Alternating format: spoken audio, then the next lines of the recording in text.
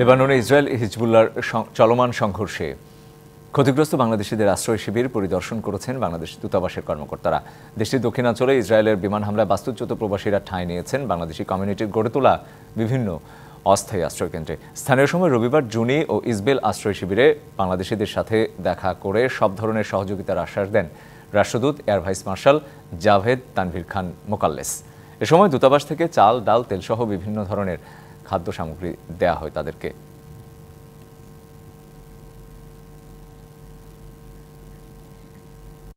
বিমানযোগে প্রবাসীদের দেশে ফিরিয়ে নেওয়ার ব্যবস্থা করা প্রায় অসম্ভব।